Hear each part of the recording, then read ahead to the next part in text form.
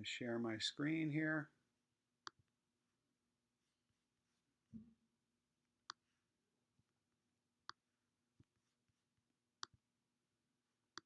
Okay, there we go. So can you see my screen now? I have a presentation that says Healthcare Research Methods. Okay, cool. Okay, so what I'm just going to do is just go through this again. And then this way you can ask me any questions because the video that I prepared before, obviously, it was just me talking. Okay, so if I go too fast or anything like that, just give me a heads up and I'll slow down. Okay, so the final exam, I would recommend that you, again, this session is being recorded, so you'll be able to watch this again. These topics are all covered on the final exam. So I would recommend that you just go through and you make sure that you understand what each of these means. And we're actually going to go through them right now. The first one I wanted to talk about was qualitative research. Now, I forget, it was last week or 2 weeks ago, we did I think it was a discussion on the differences between qualitative and quantitative. So for qualitative, that's the definition that they use. It looks for themes and meanings that emerge from observation and evaluation, rather than as opposed to quantitative, which is much more based on data collection and data analysis. Okay, so the quantitative is really the numbers thing, where the qualitative, you're looking for the quality of the research, especially as it applies to the subjects. Okay, so I would write down that definition right there, just so as something that you have for your own. Okay, case control studies. We talked about these a couple times. So the cases are the people that have a particular disease, such as lung cancer, and then the controls are subjects that don't have the disease, but they're the same age and same socioeconomics and all that. So they're matched that way. So case control, we're selecting subjects based on their disease status. So lung cancer is kind of the go-to example that I like to use, but you could use heart disease or other forms of cancer, diabetes. You could use almost anything there. Okay, but that's just as long as you understand that that's what a case control study is. Focus groups. So we have somewhere between 4 to 12 people, and basically the researcher just asks the focus groups, a series of questions, and you're kind of trying to pull information out of those groups. Now that's a relatively small group, but if you take a focus group, let's say a focus group of parents of children that are in like a 5th grade class, something like that. You might only have 50 kids in the class. In that case, getting 10 or 12 parents together is certainly beneficial, and you can certainly pull a lot of really good information out of that. Ethnography. So we're trying to develop an insider's view. So we're looking at, a group of people, and the researchers, are not from that particular group, whether it's a location thing. If somebody lives in Philadelphia, in downtown Philadelphia, and you're trying to get the cultural perspective from the people that live there, rather than an outsider's view from, the researchers. And that oftentimes a focus group might be helpful for the ethnography. So just to try and understand what's going on within a particular cultural group. We've seen this very recently, looking at HIV prevention and going through some of the groups that are considered high risk, and trying to go in there and maybe doing focus groups or just interviews and trying to understand what some of the barriers are to using safe sex methods. So that's just one example of what you might use ethnography for. There's a section on the final in ethics in research. So for starters, anybody involved in a research study that involves study participants should be undergoing formal ethics training without question. But especially those that are in direct contact with the study participants. Researchers also have an obligation, obviously, to minimize any risks that the research may pose.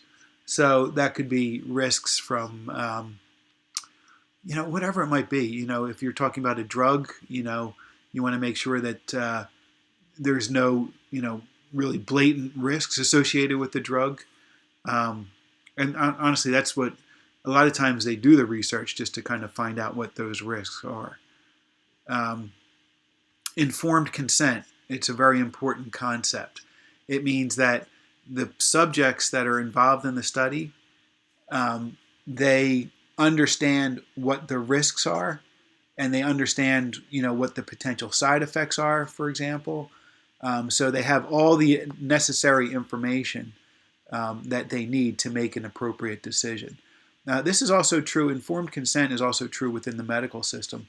Your physician or other healthcare provider, when they're about to give you a treatment, they have to tell you all of the risk factors associated with that treatment, and they also need to tell you about alternatives to that treatment. Yeah, so that's a pretty important concept. I'm not going to talk about these two things right here, the Zimbardo prison study and the Stanley Milgram obedience study, but just check it out. It's in our course materials, obviously, but you can Google it as well. And, just Google, ethical concerns with those two things. And you should be okay with those. Okay. There's some questions about the use of incentives. So in other words, if you're a researcher and you're trying to recruit subjects, are you allowed to give them like a big pile of money to participate? And the answer is no, you're not allowed to do that. You can give them small gifts, a bar of soap, something like that. You can provide medical treatment for certain conditions that might be included in the study.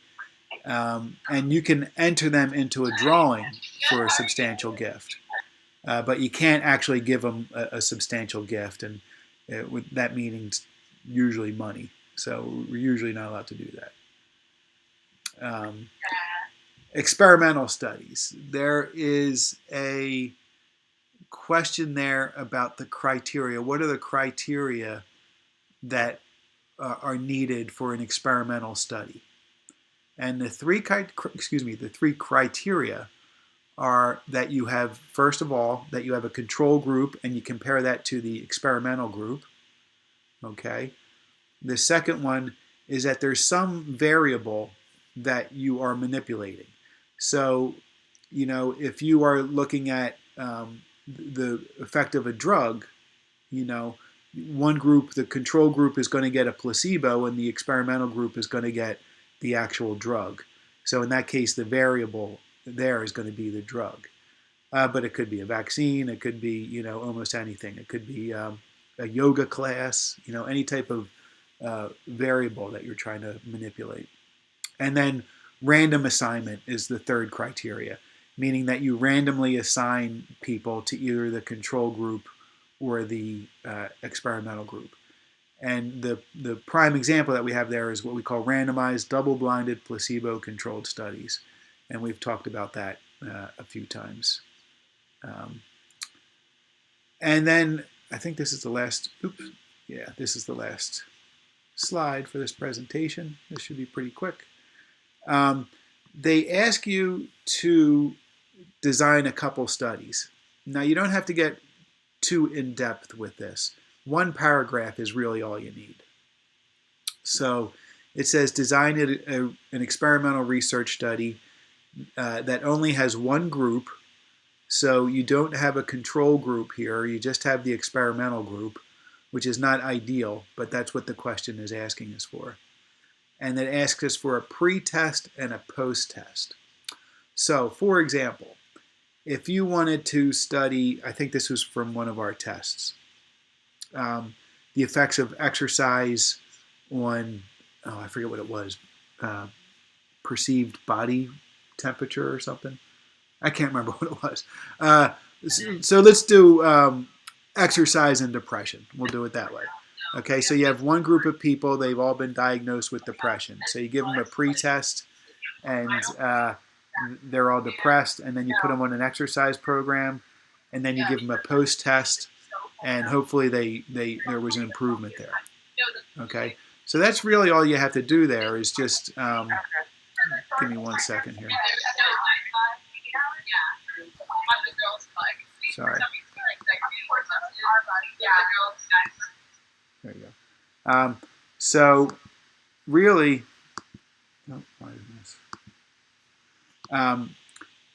so for that first one, it's just one group, a pre-test, a post-test. So again, a group of people that are maybe, like I said, struggling with depression, and you're trying to use exercise to see if they get any benefit.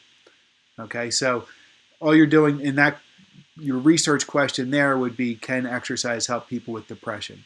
And then again, 3 or 4 sentences at most on how you would do that study. Okay, and then there's a second question there.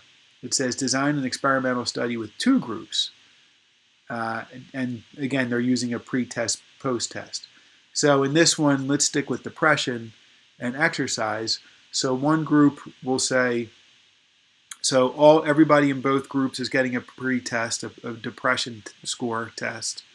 And then one group gets exercise, and one group gets, treatment as normal, which is usually therapy and perhaps medication. Okay, and then you do a post-test maybe 2 months later, and you see if there's any difference between the 2 groups. So you're comparing, different treatment methods among the 2 groups. Okay, so again, in this case, again, your research question would be, is exercise helpful for depression? And then, 3 or 4 sentences explaining how you would actually set up that test, research study. And then one more is just give an example of a research question that would be unethical. So an example of a research question that might be unethical could be something like, does smoking cigarettes cause cancer? And you're going to, assign a large group of people to start smoking when they're 15 years old and continue smoking for the next 30 years. And that would be unethical. You're not allowed to do that, obviously, because we know that smoking is bad for you. Okay, so that's it. It's not a real long test. I think there's 10 to 15 questions. And as long as you're okay with what we just covered, I think you'll be just fine for the final. I can think about designing my own experiments. Yeah. Do you want to? Do you have any ideas about what you might want to do for that one?